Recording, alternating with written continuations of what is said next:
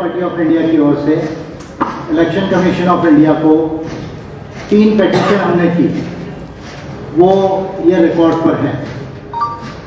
23 जनवरी को पहला petition acknowledge किया इलेक्शन कमीशन ने, 29 जनवरी को दूसरा पिटीशन एक्नॉलेज किया और 8 फरवरी को फाइनल रिमाइंडर हमने दिया। अभी लोकसभा चुनाव के नोटिफिकेशन होने वाले हम सब जानते हैं, उसके साथ में उड़ीसा, अरुणाचल प्रदेश और आंध्र प्रदेश के 3 स्टेट लेजिस्लेटिव असेंबली के भी इलेक्शंस हैं। हमारा जो बेसिक फाइंडिंग है पार्टी का कि ईवीएम इज इलीगल, मैं एक बहुत जवाबदारी से बात कह रहा हूं और ऑन रिकॉर्ड कह रहा हूं क्योंकि ये पिटीशन दिए इसलिए मैं कह रहा हूं और आप मेरे वर्ड टू वर्ड को ही पिक करेंगे। EVM is illegal in India. फिर मैं रिपीट कर रहा हूं कि ईवीएम इलीगल है। There are 2 major laws in India जो ईवीएम को डील करते हैं। एक one is the representation of people act 1951 and the conduct of election rules 1961, and then there is a second law that is commonly said as the cyber law, that is the Information Technology Act। ये Information Technology Act जो भी computer है उसको लागू होता है और EVM is a computer.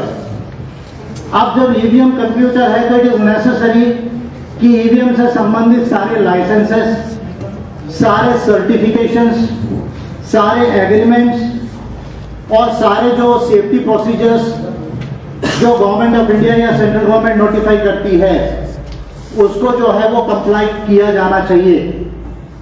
ऐसा कोई सर्टिफिकेट, कोई लाइसेंस, कोई एग्रीमेंट, कोई सेफ्टी प्रोसीजर्स के प्रोटोकॉल्स ये on record election commission of India के पास नहीं है। मैं बड़े जवाबदारी से कह रहा हूं, you can take it on record and I am ready to face a contempt. If Election Commission of India wants to file a contempt, I am ready to face a contempt. I am saying that EVM is illegal under these 2 laws. Basically, the cyber law, I am showing this book to you. Second is the election law. ये 2 books मैं आपको बता रहा हूं और ये दो books के प्रोविजंस के तहत इंडिया में ईवीएम आज भी इलीगल है। इलेक्शन कमीशन ऑफ इंडिया के पास एक भी सर्टिफिकेशन नहीं है। इसका सॉफ्टवेयर कोड टैंपर हो सकता है, मैनिपुलेट हो सकता है या नहीं हो सकता है, इसका सर्टिफिकेशन नहीं है। जो डेटा हमारे वोट का इसमें स्टोर होगा वो मैनिपुलेट होगा या नहीं होगा, वो कंटामिनेटेड होगा या नहीं होगा, इसका कोई सर्टिफिकेशन इलेक्शन कमीशन के पास नहीं है। जो भारत इलेक्ट्रॉनिक्स लिमिटेड जो मिनिस्ट्री ऑफ डिफेंस के अंदर में पीएसयू आता है जिसमें लगभग 52% केवल गवर्नमेंट का शेयर है, उसमें 4 इंडिपेंडेंट डायरेक्टर्स जो है वो बीजेपी से संबंधित लोग हैं।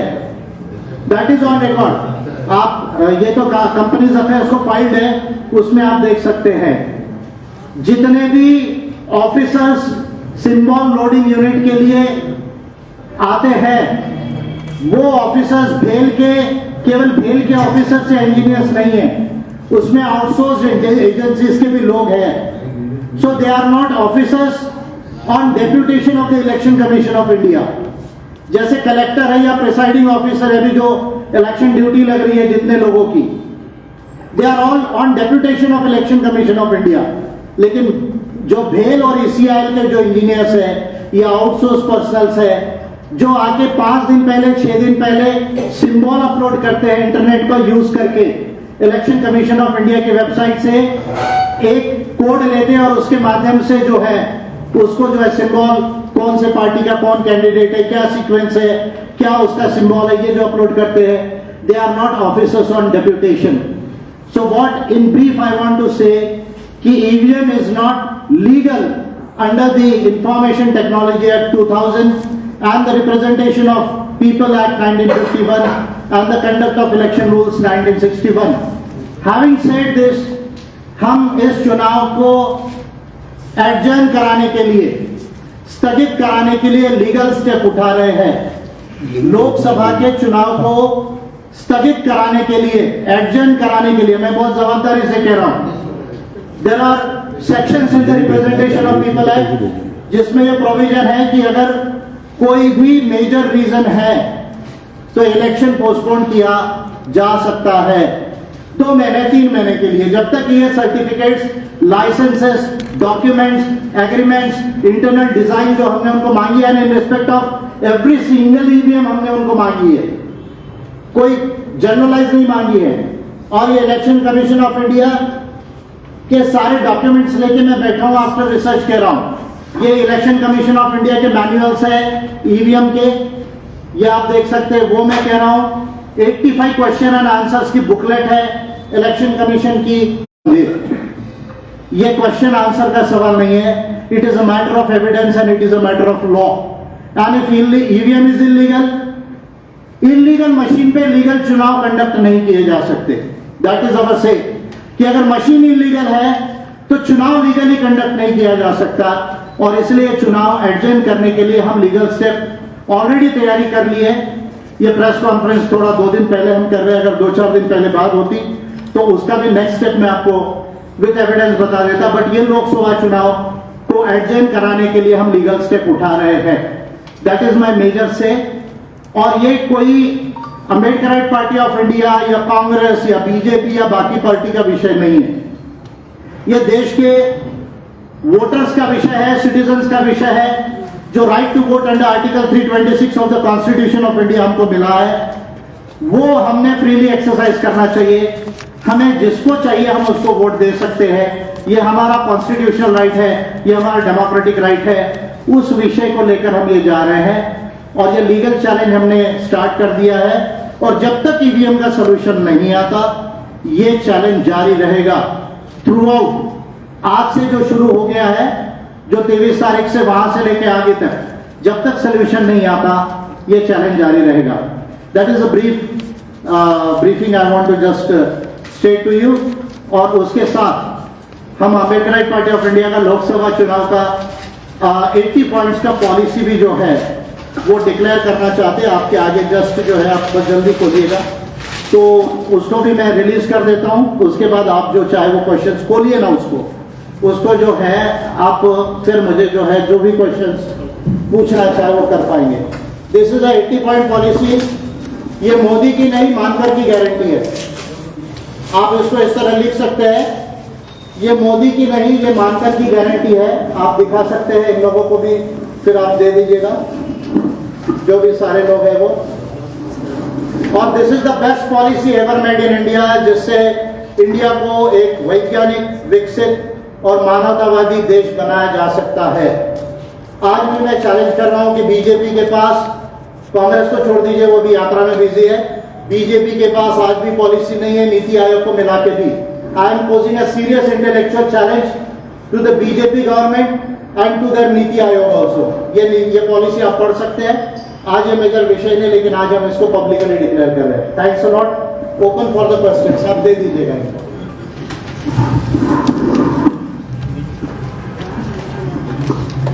And for just a minute, if I can take some of your precious time, because my party is all over the country in 18 to 20 states of India, including the South India, Northeast India, and including people of the world also follow us. So just I would like to take precious 2 minutes from you.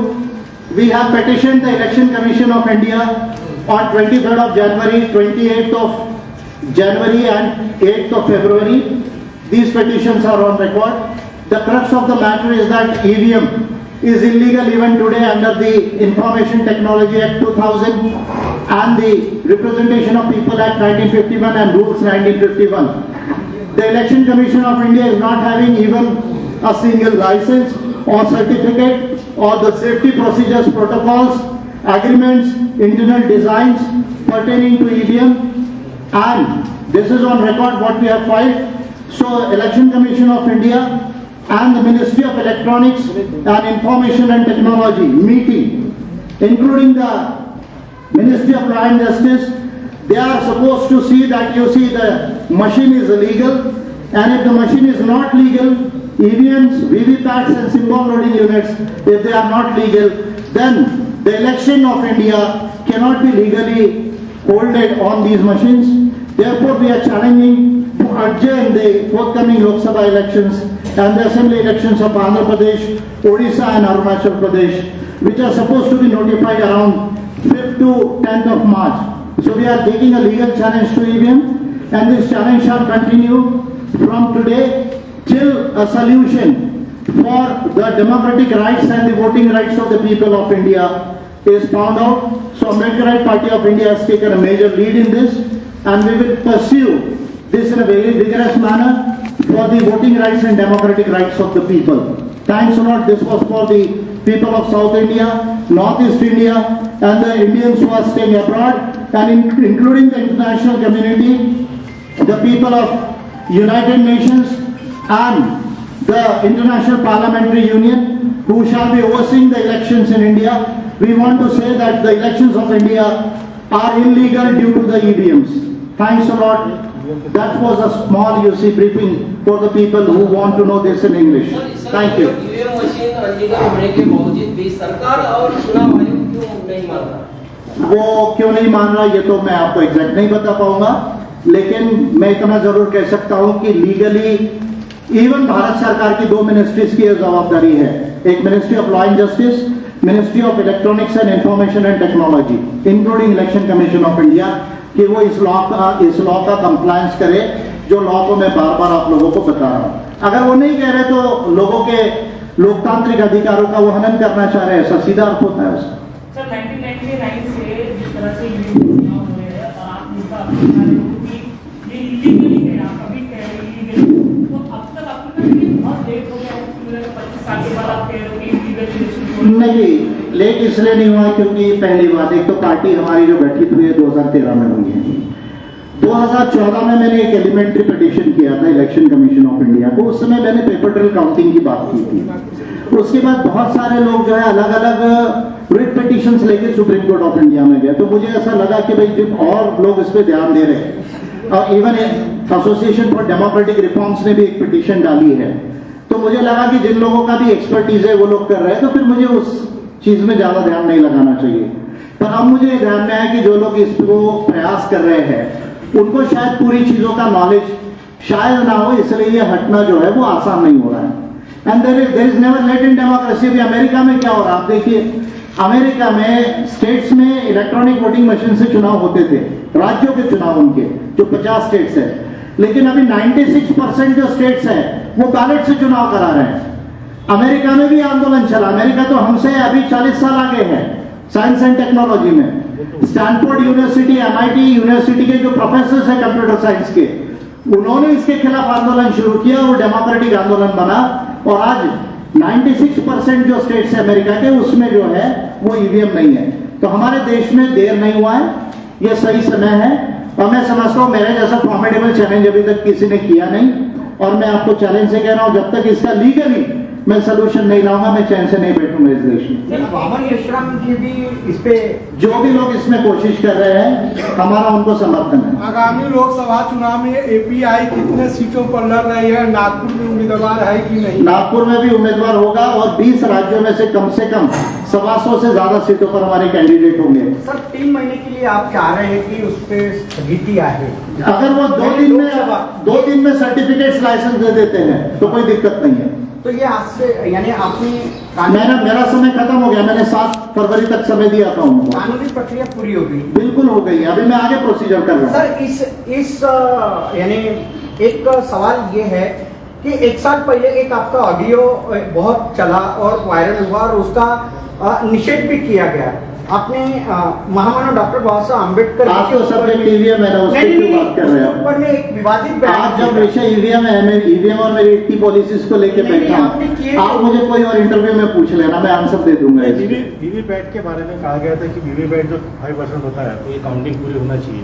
हाँ, इसका solution उसका नहीं, मेरा ये कहना है कि अभी आप वीवीपैट का काउंटिंग का भी इश्यू पीछे हो गया है। जब ये मशीन ही इलीगल है, जब इसका कोई लाइसेंस ही नहीं है, कोई सर्टिफिकेट ही नहीं है, कोई डिजाइन ही नहीं है, अप्रूव डिजाइन कोई डॉक्यूमेंट ही नहीं। मैं आपको एक छोटा उदाहरण देता हूं। आप अगर कोई भी कार लेते हैं तो आपको bureau of Indian standards and automotive research association of India के हिसाब से ये देखिए आप, ये कितना डिटेल होता है, आपकी मशीन क्या है, वाल्व क्या है, इंजन क्या है, कौन सा फ्यूल होगा, ब्रेकिंग सिस्टम कैसा है, क्या साइज है, यहां तक कि ग्लास का भी अप्रूवल लगता है। ये रिकॉर्ड है आपकी गाड़ी का। क्या आप कह रहे कि ये ARI और ब्यूरो ऑफ इंडियन स्टैंडर्ड्स के सर्टिफिकेशन के बगैर कोई भी कंपनी गाड़ी बेच सकती है? क्या बगैर RTO के लाइसेंस के हम गाड़ी चला सकते हैं? ठीक उसी तरह ईवीएम के जब लाइसेंसेस ही नहीं है, सर्टिफिकेशन ही नहीं है, डॉक्यूमेंट्स ही नहीं है, एग्रीमेंट्स ही नहीं है, तो उस पर चुनाव कराना टोटली इलीगल है। तो आप क्या कह रहे हैं कि भाई इस तरह से इलीगल काम होना चाहिए लोकतंत्र में? क्यों? क्योंकि सिर्फ मोदी सरकार ने अपॉइंट कर दिया है चीफ इलेक्शन कमिश्नर को। सर अभी आपने कदम उठाया कि 2 महीने में ईवीएम पर बंदी आएगी, क्योंकि अभी लोकसभा चुनाव, अभी तो पहला स्टेप है। देखिए रूल ऑफ लॉ तो ये कहता है कि अगर मान लीजिए आज किसी का खून हो गया है सपोज, तो आप तो उसको अभी अरेस्ट करके उसको प्रोड्यूस करते कोर्ट में, तो 2 महीने का समय भी बहुत बड़ा होता है। अगर इसको लीगल प्रोसीजर प्रॉपर किया जाए, वो अगर सारे सर्टिफिकेट, लाइसेंसेस और डॉक्यूमेंट्स प्रोड्यूस कर दे तो लीगल हो जाएगा चुनाव। अगर सरकार कोई भी ठोस कदम नहीं उठाती है ईवीएम को लेकर, तो आपका आगे का कदम क्या रहेगा? मैं लीगल चैलेंज कर रहा हूं इसको, और बहुत सीरियस लीगल चैलेंज करूंगा, और मेरे पास 5-6 मेथड्स है, केवल एक मेथड्स नहीं है। नहीं, लेकिन आपको मानकर सर, आप एक बुद्धिजीवी हो और अम्बेडकर राइट्स की एक पार्टी चला रहे हो, क्या आपको अभी वर्तमान न्यायपालिका पे विश्वास है कि आपको न्याय मिलेगा? Let's wait for the judiciary to take a call. जिस दिन जुडिशरी ये सारे फैक्ट्स को देख के, लॉ के, ये सारा लॉ और इंटरनेशनल लॉ और कॉन्स्टिट्यूशन देख के भी अगर ये जुडिशरी निर्णय नहीं देगी, उसके बाद मैं नेक्स्ट स्टेप उठाऊंगा, वो भी मैं आपको बता दूंगा। सर कोर्ट का कई बार ये कहना है कि इलेक्शन कमीशन ये इंडिपेंडेंट बॉडी है, वो डिसाइड करेगी, इसमें कोर्ट का हस्तक्षेप करना गलत है, ऐसा कई बार कहा गया है। इसके बावजूद आप कोर्ट में जा रहे हो, सुप्रीम कोर्ट में जा रहे हो। नहीं, कोई भी इंडिपेंडेंट बॉडी जो है वो हमारे रूल ऑफ लॉ और कॉन्स्टिट्यूशन के बाहर नहीं है, इंटरनेशनल लॉ के बाहर नहीं है। तो अगर कोई इंडिपेंडेंट बॉडी भी अगर गलत करती है तो रूल ऑफ लॉ के तहत उसको देखे जाने का राइट है। कोर्ट ने इसके पहले स्पष्ट कह दिया कि इंडिपेंडेंट बॉडी है और उसमें हस्तक्षेप करने का अधिकार हाँ, नहीं। किसका अधिकार नहीं है? कोर्ट का। कोर्ट तो कोर्ट ये कानून को कौन इम्प्लीमेंट, ये कानून को कौन इम्प्लीमेंट करेगा? ये कानून को पार्लियामेंट इम्प्लीमेंट नहीं करेगी, एग्जीक्यूटिव इम्प्लीमेंट नहीं करेगी, कोर्ट भी इम्प्लीमेंट नहीं करेगी, तो ये कानून को कौन इम्प्लीमेंट करेगा? इंडिपेंडेंस का मतलब जो है वो फुल ऑटोनॉमी नहीं होती। इलेक्शन कमीशन कोई स्वतंत्र देश नहीं है, वो हमारे देश के कानून के तहत, कॉन्स्टिट्यूशन के तहत और इंटरनेशनल लॉ में, तीसरी बात भी बता रहा हूं, उसके तहत एक बॉडी है जिसके रूल को देखकर उसको इलेक्शन कराना है। अभी आपको इलेक्शन करा रहे, फॉर्म भरने का रूल है, आपका कैंडिडेचर का एक्सेप्टेंस का रूल है, आपके कलेक्टर कैसे काम करना चाहिए इसका रूल है, तो वो रूल के तहत तो इलेक्शन कमीशन काम कर रहा है ना। Independence does not mean sovereignty. Political science को समझिए थोड़ा। साहब मेरा एक सवाल है, राजकारण में इतने झगड़े फिसाद है लेकिन वो ईवीएम की मशीन के बारे में विरोध नहीं कर रहे हैं, ऐसा क्यों? ऐसा क्यों वो कर रहे हैं ये तो मैं नहीं जानता, वो तो जाके उन पार्टियों को पूछिए।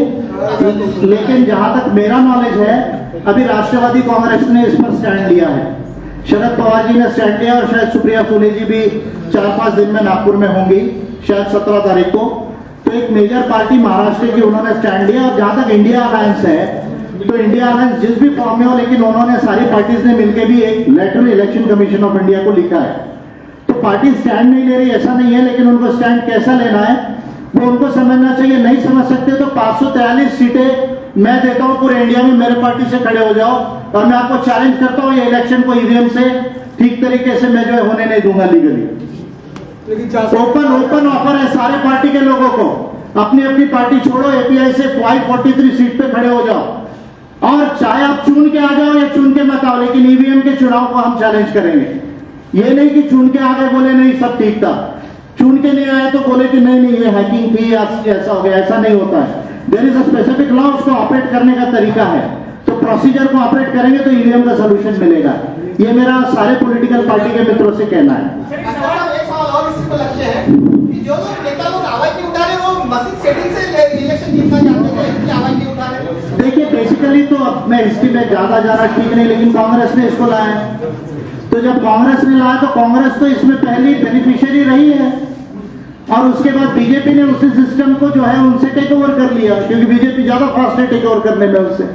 तो बेसिकली ये प्रॉब्लम तो कांग्रेस और बीजेपी के बीच का प्रॉब्लम है, और बाकी पार्टीज मेरे लिहाज से नॉलेजेबल नहीं है इंडिया में। I am giving a very responsible statement कि उनको ना तो साइंस टेक्नोलॉजी का नॉलेज है, ना इंटरनेशनल लॉ का नॉलेज है, ना ह्यूमन राइट्स का नॉलेज है, ना कॉन्स्टिट्यूशन का नॉलेज है, ना लॉ का नॉलेज, ना पॉलिसीज का नॉलेज है। अगर वो पार्टीज को नॉलेज होता तो आज देश हमारा बहुत आगे होता। सर, कांग्रेस इधर 2004 से 2014 कांग्रेस सरकार में थी, चुनाव हुए थे, और उसके बाद 2014 में सत्ता चेंज हुई, तब आरोप इसके पहले किए गए थे कि मैं आरोप नहीं कर रहा हूं किसी पर, मैं कह रहा हूं ये इलीगल है। आप जो चीज इलीगल है उसमें लीगल चुनाव नहीं हो सकता। आरोप आप लोग कीजिए, मैं आरोप नहीं कर रहा हूं। मैं कह रहा हूं अगर लीगल है तो सर्टिफिकेट, लाइसेंस, डॉक्यूमेंट दिखाओ और इलेक्शन करवा लो। मेरे लिहाज से मशीन ही इलीगल नहीं है। EVM, VVPAT and symbol loading unit, ये तीनों इलीगल है। तो क्या सर आपने मैंने वोटिंग किया है, इस बार भी करूंगा। क्यों? इसलिए किया क्योंकि डेमोक्रेसी में इलेक्शन को बाइकआउट नहीं कर सकते, लेकिन इस बार हम ईवीएम को चैलेंज करके जो है वो वोटिंग करेंगे। हम कहेंगे कि हमारा वोट भी जो है ये लीगल है या नहीं, ये प्रूव करो। और जो मैं पार्टी की तरफ से कर रहा हूँ वो हर नागरिक में करना चाहिए। मैं कहता हूँ अगर आप सीरियस है तो ये पिटीशन मैं आपको देता हूँ, सब लोग फाइल करो। आप सिटीजन ऑफ इंडिया हो, मेरी लड़ाई नहीं है, पार्टी के नागरिकों की लड़ाई है। हर नागरिक पिटीशन फाइल कर सकता है, केवल पार्टी नहीं। मैं देता हूँ रेडीमेड बना के, आपको रेडीमेड प्रोसीजर बनाता हूँ। आप वोट डालो, वोट डालने के पहले ये पिटीशन फाइल करो और वोट डालने के बाद जाके हाई कोर्ट में पिटीशन फाइल करो।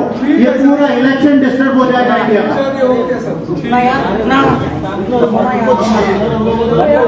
महत्वपूर्ण है ना, बोलिए सर। बस मैं शॉर्ट में आप जो पूछे उसे आंसर दे रहा हूँ। सर, आपने वो कहा आप हर नागरिक भी इस वो ईवीएम को चैलेंज कर सकता है, ये केवल पॉलिटिकल पार्टी का विषय नहीं है। अगर आपको लगता है कि ये मशीन ठीक नहीं है, जैसा मेरा फाइंडिंग है, मैं आपको रेडीमेड इसका पिटीशन देता हूं। आप वोट देने के पहले पिटीशन फाइल कीजिए, वोट देने के बाद जाके हाई कोर्ट में पिटीशन फाइल कीजिए।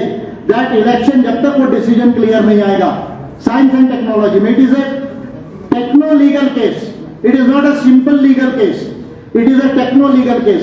जब तक वो सारे सर्टिफिकेट, डॉक्यूमेंट, एग्रीमेंट, डिजाइन जब तक के जो प्रूव नहीं होगी, तब तक वो इलेक्शन जो है वो गलत माना जाएगा। ये मैं आपको ओपनली कह रहा हूँ, सारे नागरिक भी कर सकते हैं। तो अभी तक की जो सरकार बनी है तो ईवीएम के जो वोटिंग के साथ वो इलीगल समझा जाएगा। अभी तो ये जब प्रूव हो जाएगा ऑन रिकॉर्ड, तो तब ये विषय आएगा कि फिर वो लीगल थी या इलीगल थी। वो तो जिस दिन डिसीजन आ जाएगा तब हो जाएगा। 2013 से आपने कहा कि आपकी पार्टी आई, 2014 के इलेक्शन हो गए, 19 के हो गए, तब आप सोए रहे। अचानक 2024 के मैं सुना नहीं रहा भाई साहब, अभी अचानक आपको याद आया। आपको शायद मालूम नहीं है कि मैं पहला लीडर हूँ इंडिया का जिसने संसद को 10 बिल बना के दिए। मैं आपको बता रहा हूँ ना, I am saying you one thing, I am the first leader of India जिसने 2017 में देश की पार्लियामेंट को 10 बिल बनाकर दिए। देश की पूरी चुनावी व्यवस्था को डेमोक्रेटिक बनाने के लिए, जो मेरे लिहाज से ईवीएम एक विषय और भी विषय है, ये जो first pass the post system है, एक वोट से चुन के जाने का, ये लोकतांत्रिक सिस्टम ही नहीं है। ये चेंज होना चाहिए, प्रीआर सिस्टम आना चाहिए। अमीर और गरीब में समानता से चुनाव नहीं हो सकता। आपके बजट से फंडिंग होना चाहिए चुनाव लड़ने के लिए।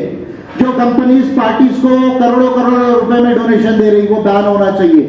ये 10 बिल्स मैंने 2017 में दी, और शायद आपको मैं चैलेंज से बोल रहा हूं, आज की जो नई संसद बनी है और 888 एमपी होने वाले लोकसभा में 29 में, वो मेरे वजह से होंगे, क्योंकि मैंने कैलकुलेशन करके दिया कि ये जो आपका रेशियो है पॉपुलेशन टू एमपी रेशियो, ये क्या होना चाहिए।